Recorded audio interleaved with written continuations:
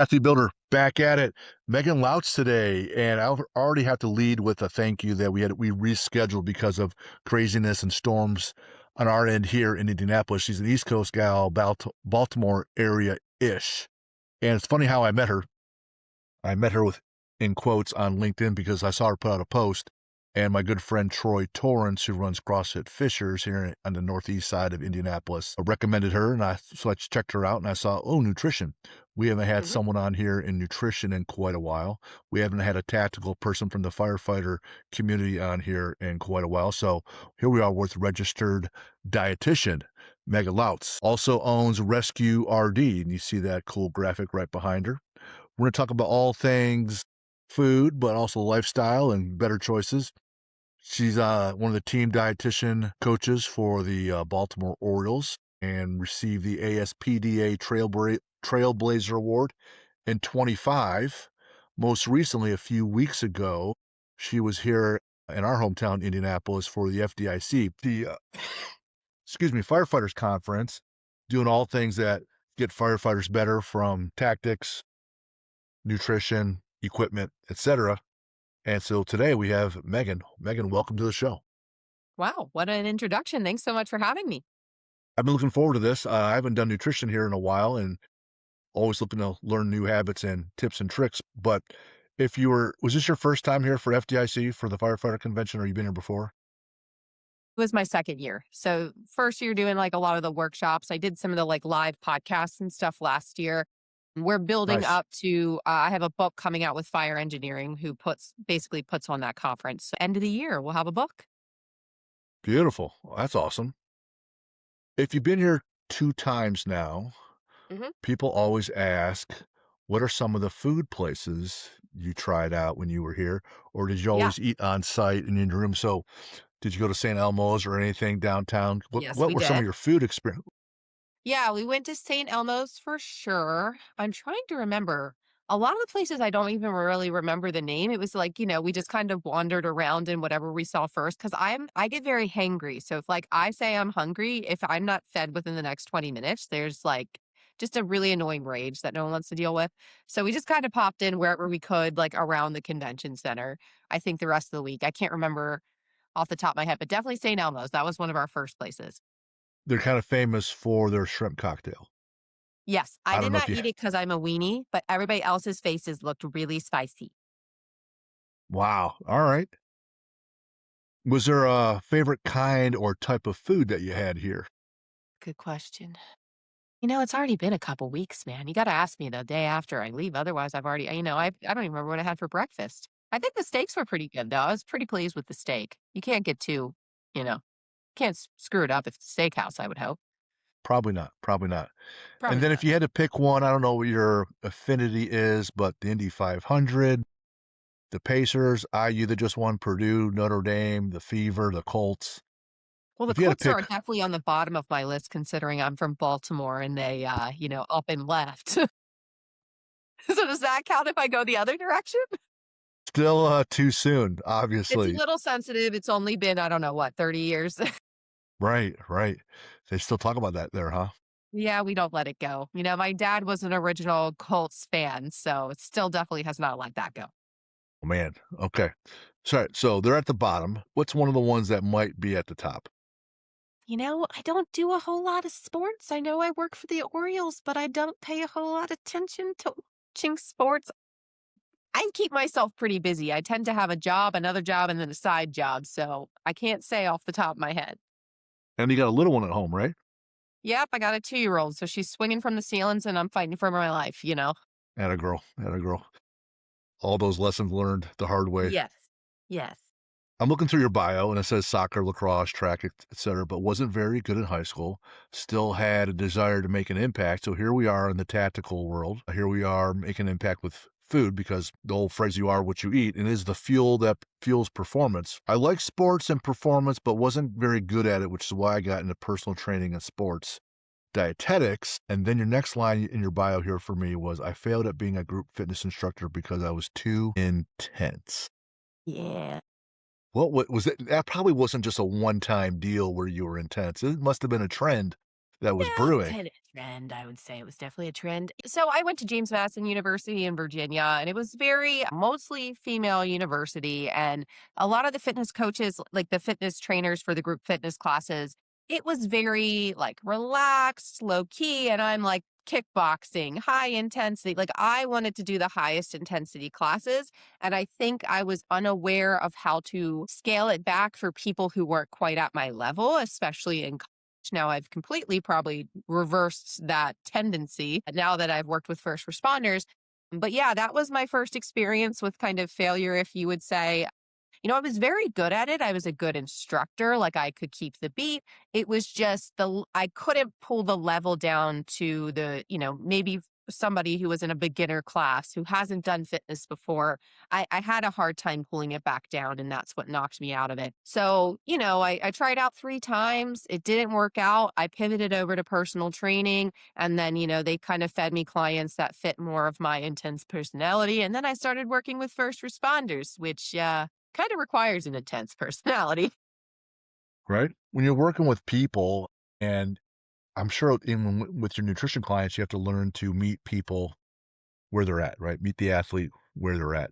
And so the first responders, it could be a bit more intense because your jobs can be on the line a little bit. So talk about how your personality meshes better with that group. Yeah, I mean, so I started off in corporate wellness and I was able to kind of do it. And it was only about a year. It was with Northrop Grumman, so kind of a big defense contractor. They ended up laying off all of their wellness people after about a year of me being there. And that was a really big bummer because I really liked the corporate wellness style.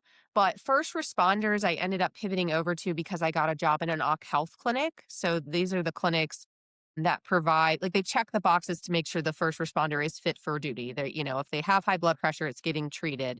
They're more aware for cancer screenings and stuff like that that's related to the job. And when I got that job, I started really paying attention to how it is to be a firefighter and a police officer.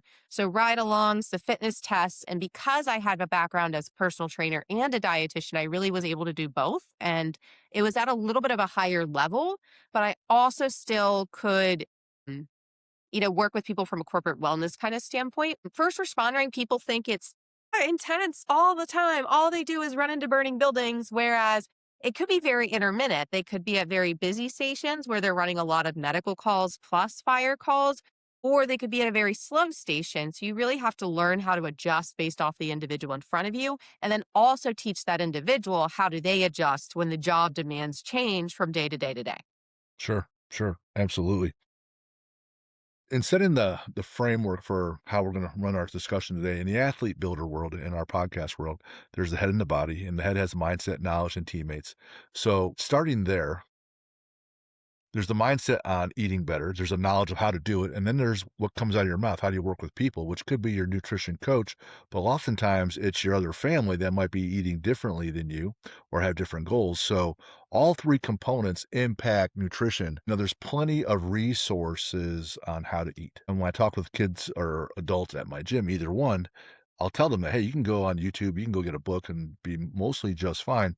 Most people will work with us in a nutrition capacity for some of the education, but a lot of times it's the accountability. Talking about the mindset, just simply to improve your nutrition. What are some trends that you've seen where you could lay everything out for them? They're like, yeah, I'm not doing it. Or some people are like, hey, I'm making some choices. I'm committing. Talk about the mindset that goes into how you're going to eat. Yeah, in the first responder space and really even the general population, I just feel like it's a little sharper in the first responder space. There's either I'm on the train or I'm off it. Either I'm perfect or I'm not doing it at all. I'm not good enough, whatever. When you're in the high school, sometimes even college, a lot of times it is education based. Like people genuinely do not know how to eat well and how to recover appropriately for training and that kind of stuff.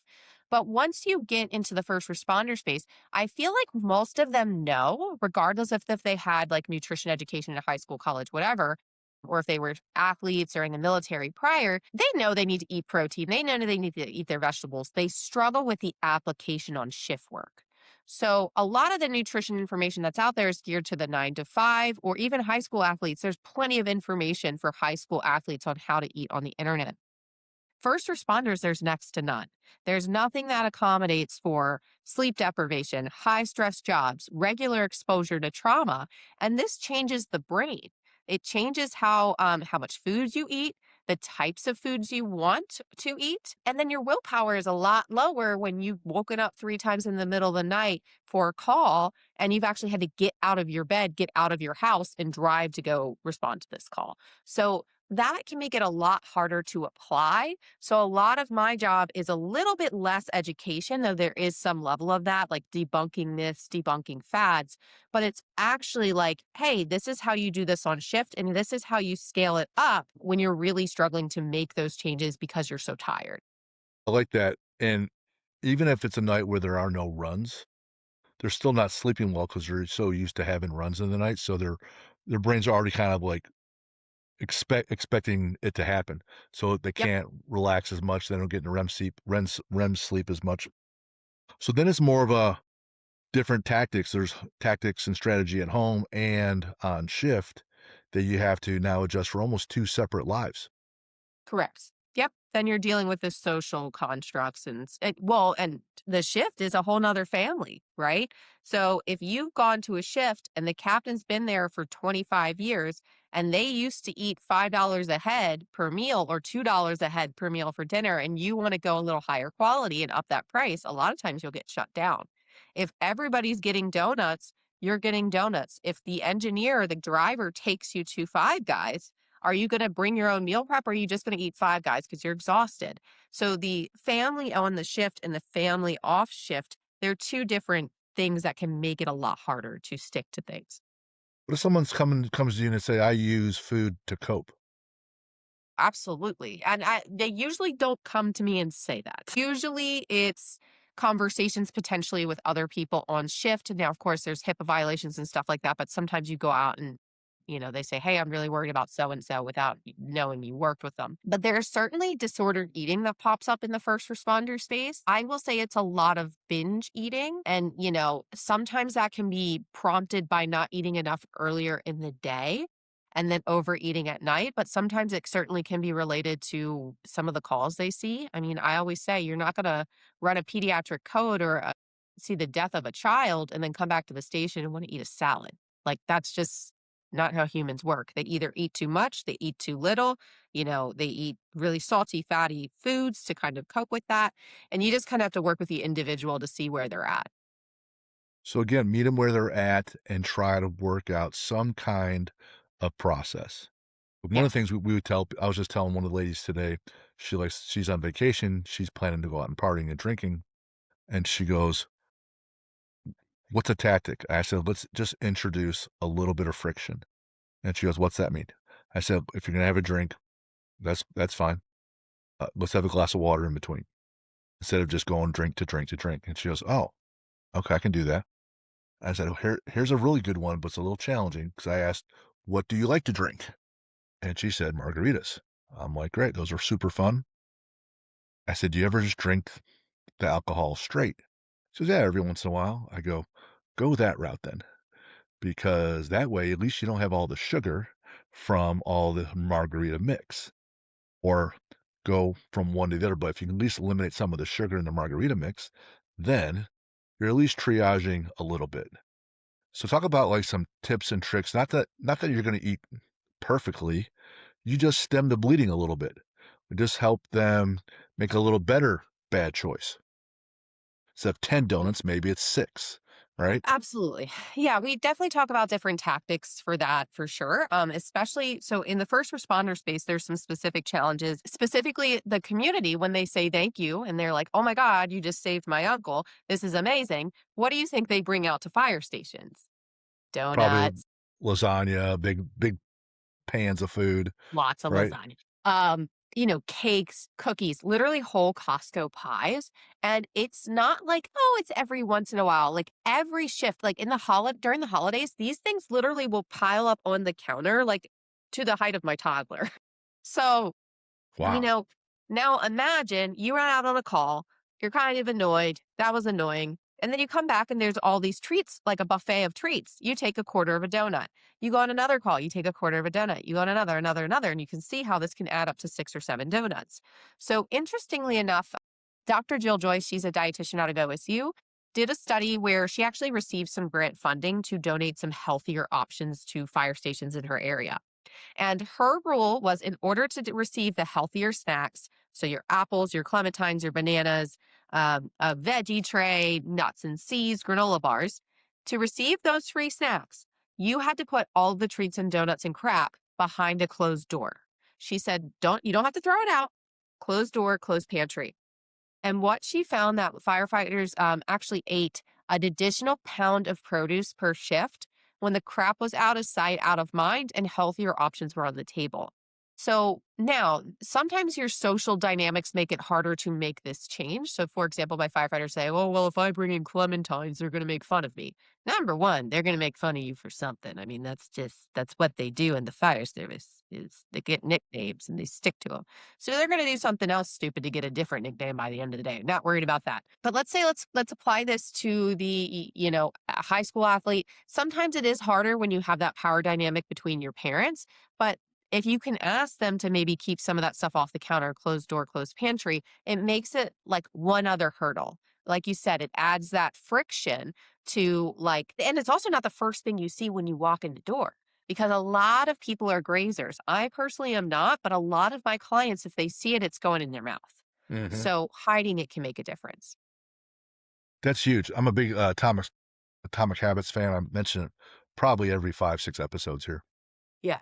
And you make it obvious, you make it attractive, right? Yes. Those are 2 things right there out of his textbook. Obvious and attractive, right? If you don't make it obvious or attractive, then you have a chance of doing a little bit better if you're trying to do the opposite. When I used to work in the corporate world, JP Morgan at the bank, this one lady, she's outstanding. I love this lady, but she was always bringing in like horrible food for me. And oh my God, it's like my grandmother who's just loved me to death, but all these dips and cakes and all this stuff. And I was like, so it was always this one section of the office. So I just quit walking by because if I would walk by, I'd see it. And I'm like, oh, well, shoot, distraction. Here's a shiny new toy, shiny new penny. I'm that little fish that swims right to it. And I had to put some friction in place. I love the idea. Not only do you have friction in place that's behind closed doors, now you have alternative, right? So step 2, put some friction over here, make it easy and obvious over there. Bang. Oh, I love that too. How about when people are stressed? You said they come back, they're all wound up. And you can't drink on shift, but some people will be drinking off shift to cope, right?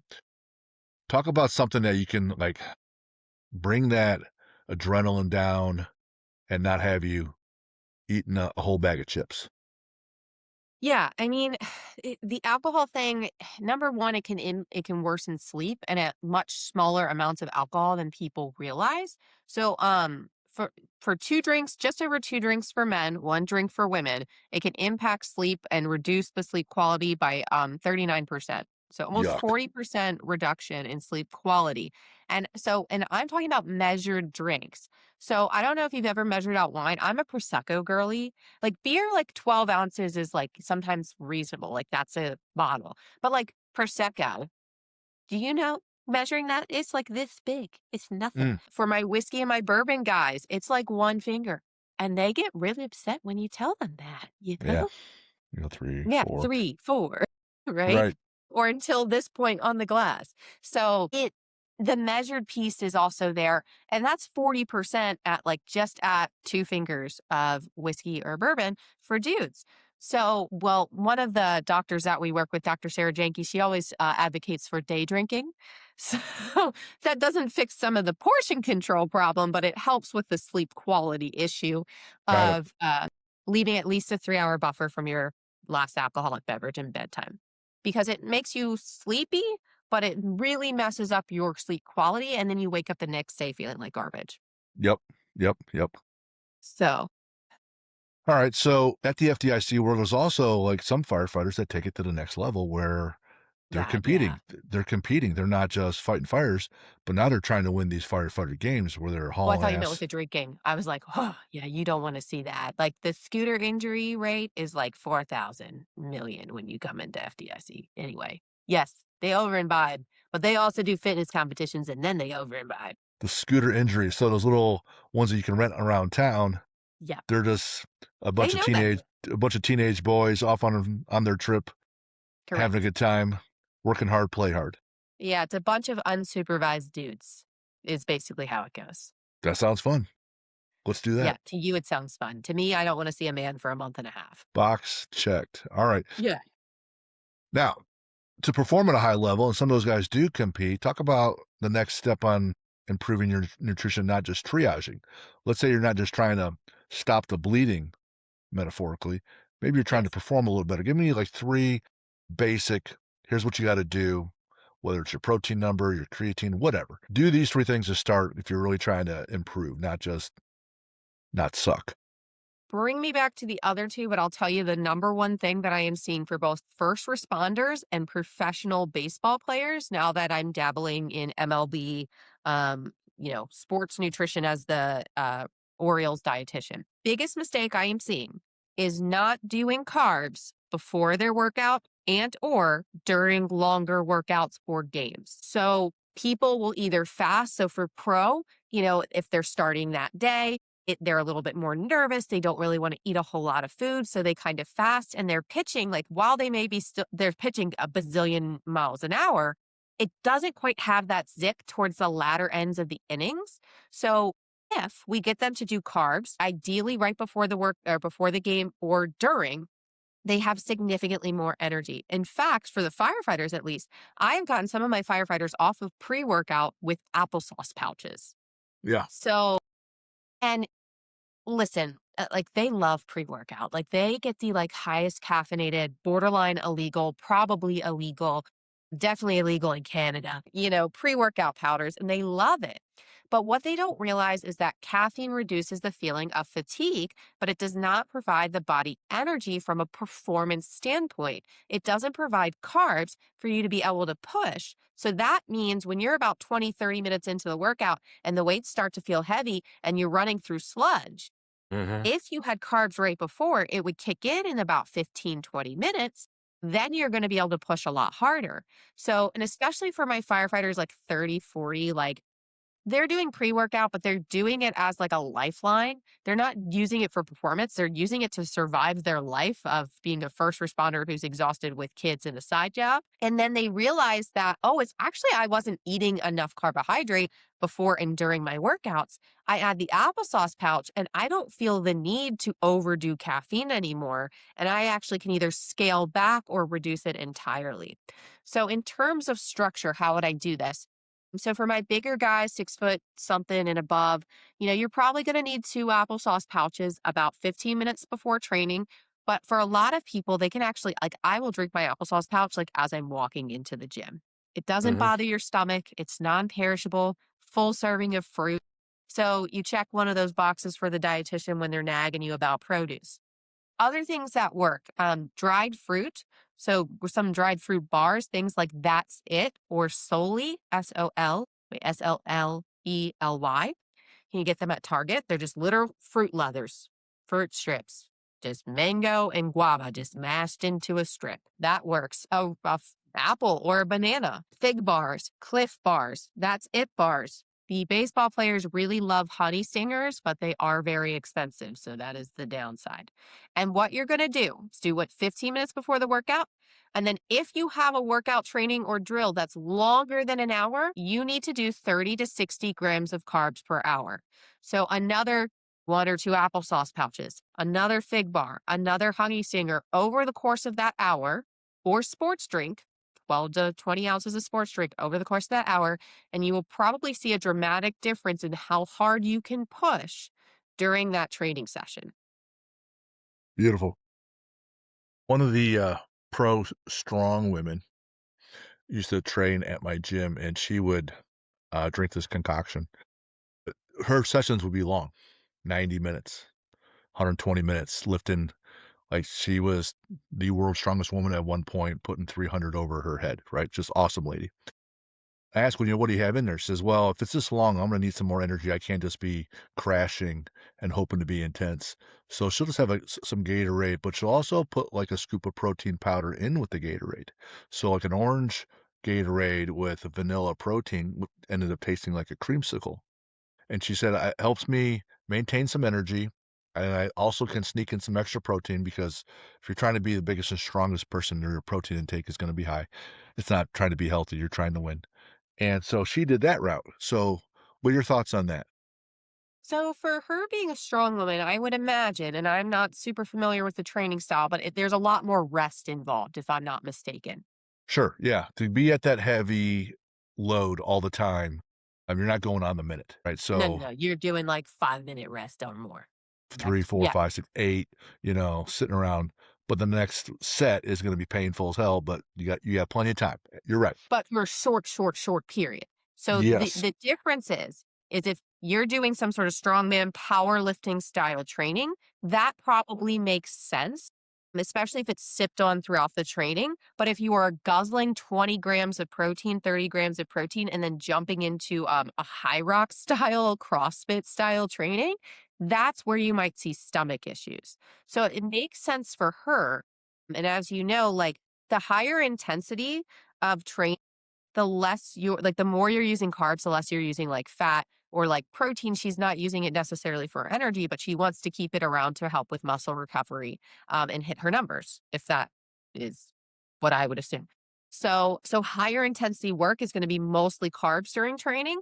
Now, your power lifters, your bodybuilders, or not even bodybuilders, your power lifters, your strong women, you're doing long training sessions because there's a ton of rest involved. Then you could maybe sprinkle in some protein sips throughout the training session, but all in one sitting. Protein, fat, and fiber slow digestion. So if you have a massive amount, not massive, a lot of protein, 20, 30 grams, it can sit in the stomach. It can make you bloated. It can make you gassy. County gyms are very small. And sometimes chemical warfare is warranted against your coworkers, but I typically don't recommend it because people don't like feeling bloated and gassy during their workouts. totally agree. She would sip on it. When I was competing in that world, I would sip on it as well. You're right. Having the protein in there slows down the absorption rate.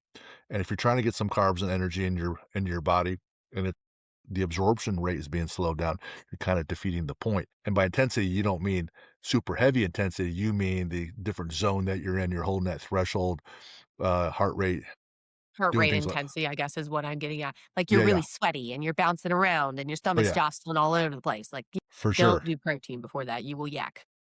Absolutely. Absolutely. One of the things I like to ask when people come into my gym is, why are you here? Right.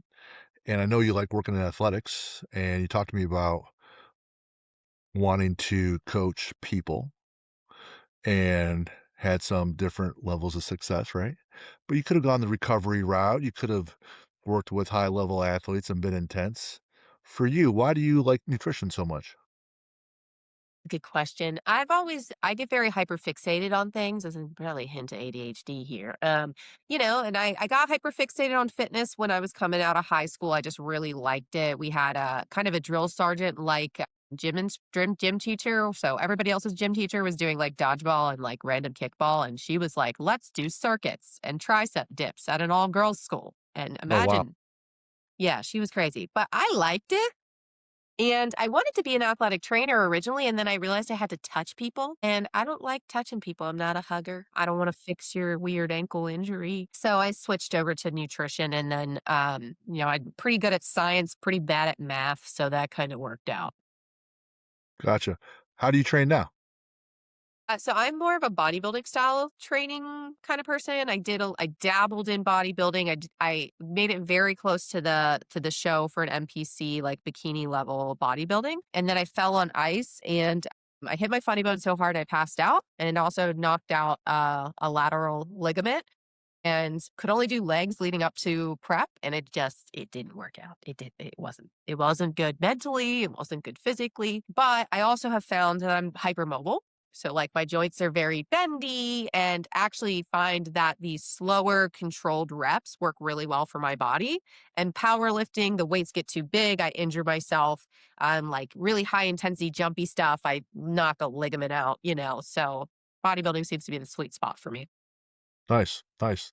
When you're working with first responders, other athletes, etc., where do you get some areas of pushback? where I don't the feel like time. doing that or I'm not doing that. If you could categorize or say in this area, I get quite a bit. Yeah. So I've also been working with first responders for almost a decade. I also kind of know how to stick my finger in the pain point if I need to. And I also know when to bend to be realistic to get them in the right direction. So a lot more people from like the finance space, like they know the Dave Ramsey kind of snowball method. And regardless of how you feel about his metrics, like the applesauce pouch is the thing that helps push the snowball down the hill. And then it leads to them thinking more about their hydration and about their food choices and about their veg. So a lot of times, like with the energy drink stuff, like these guys are living off of energy drinks. I'm not telling them to cut it out entirely. I'm asking them to make a better bad decision, as our strength coach in Fairfax would say. If you're doing 3 bags a day and I get you to 3 monsters, I've cut your caffeine in half. So it's those tactics that meet them in the middle. And then Mhm. also like teaching them how to fix the problem they're trying to fix. So what I mean by that is they're having 3 bang energy drinks a day because they don't have any energy. Is the energy deficit due to not eating frequently enough? Often it is. Is it due to the sleep deprivation? Yes. Could there be a sleep disorder that we need to pay attention to because about 40% of first responders have a sleep disorder and 80% of them don't know it? Is that something I need to have them go get tested for? Because sometimes that's actually the fixing the fix. So it's funny when I was interviewing for the Orioles, the performance coach was like, "Can you work with men?" First responders, yes. Do you work with people who don't listen to you? I specialize in people who don't listen to me. So it's people at the end of the day. They're struggling with nutrition changes. They don't always come into nutrition being really jazzed up about eating healthy. So you've got to figure out how to fix their problem with the least amount of effort required. And then there's some people who are willing to put in more effort, but we always assume the effort needs to be very minimal. Right. So the other thing I like about James Clear is that when you wanna change any kind of habit, it's gotta be easy and just you're doing it small little increments. When I have people come to my gym or they wanna work with me and they're saying, "Hey, I wanna start CrossFit. I wanna start counting my macros." Just those 2 statements right there, I'm like, "No, that's not gonna work. You don't want to do that. Way too overwhelming. We're gonna start you on ramp so you can learn the movements first on CrossFit, and then we're not gonna talk about nutrition in a real serious way for about 3 or 4 months. I can give you some tips and tricks right now to Yep. help bridge the gap, or if you'd rather work on nutrition and not training, but whenever we have people do both at the same time, Who never overwhelming. done it before, or it's been a Yes, decade and now they have all these lifestyle factors they didn't have when they were 16. Yeah. sure. The only time I've ever seen this work, and it's like 1 out of not 100, more like 1 out of 500, is where someone comes in and they're either on this divorce diet, right? But yeah, the divorce diet works really well. And it's real temporary, but if something traumatic happens, or let's say you signed up for boot camp and you're not quite there yet and you got 180 days, okay, there's a huge pain point coming, then maybe we can do some more things because there's so much pain coming your way if you don't get this done. But short of that, no way. No way. Way too overwhelming. Way too overwhelming. When you said they come in and can you work with people that don't wanna listen, you got any tactics where you just move the needle a little bit? Yeah. That's all my tactics. All my tactics are moving the needle a little bit. Occasionally, I will trial like some macros and stuff like that with someone. It works now and again. They can play with the app, see if they like it, and then we move from there. But it's never these like perfect super numbers. So small things for moving the needle. Like I said, the applesauce pouches, the fueling before their workout. Another big thing I talk about are go bags, which are non-perishable snack bags. It doesn't just work for first responders. It also works for really busy people who like keep bringing the apple to work and then it rolls around the bottom of their bag as like a little field trip and then they never end up eating it because it gets so bruised that it's yucky. I know what that means. I've seen that happen. I've done it myself. Also done it. I'm a professional. Right. Sometimes it just doesn't get to it. So, and people will say, like with the applesauce pouch thing, well, what about an apple, banana? Same thing. Like it's great to do the apple and banana, but sometimes your banana just goes bad, like before you end up wanting to eat it. So, what are you going to have as a backup? So, the go bag usually has carbs, protein, and electrolytes. And the electrolytes are more for people who I know are going to get pretty dehydrated, especially as the summer heats up. So, police, fire, corrections, that kind of stuff. And Construction is another big one. And basically, it's a bunch of non perishable, healthier options. So, your protein bars, your protein shakes, your tuna packets, your chicken packets, your jerky, your fruit cups, your dried fruit, applesauce pouches, bags of Cheerios, bags of mini wheats. And you stock that sucker full. So, you don't just put one sad little protein bar that just gets mashed at the bottom of your bag. And then again, you only eat it when you're ready to chew your arm off. And this tactic works for first responders, busy athletes, parents of busy athletes who are working, running to their athletes' practice, and then eating dinner either at 3 p.m. or 9 p.m. It Mm, gets you between that period. Realtors, stay at home moms who are running errands and then get stuck out and have to stop at Chick fil A because it's been 4 hours longer than they thought. These go bags give you the snacks and the fuel you need so that you don't rebound and eat everything that's not tied down when you finally have the opportunity. That is usually one of the other big ones that people take away, and it's really practical and helps with energy and portion control later in the day. beautiful. I love that, go backs. I'll be talking to my wife about that. Yeah.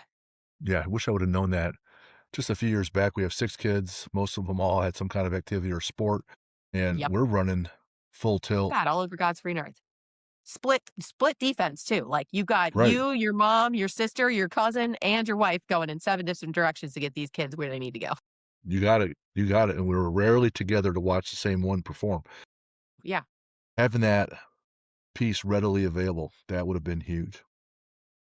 You mentioned you mostly train bodybuilding style. What do you like Personally, to at least. what do you like to listen to when you train? Really varies dramatically. Depends. I like the, have you heard the big booty mix? I do like that. It's good for ADHD. Awesome. What's a bucket list adventure you haven't been on yet that you like to do? We've been really lucky and had some really nice, I've been, that's the challenge. We've had some really nice trips to Italy with my family before we had kids. We went to Lake Como. I'd love to go back there. A Bora Bora or a Thailand kind of thing. I'm more the type of person who likes to sit on her butt and not move. So you go nonstop as it is, you need a complete mind dump on Zombie. vacation. Yep, Yes. Uh-huh. Yeah, I don't love even it, wanna cook. right?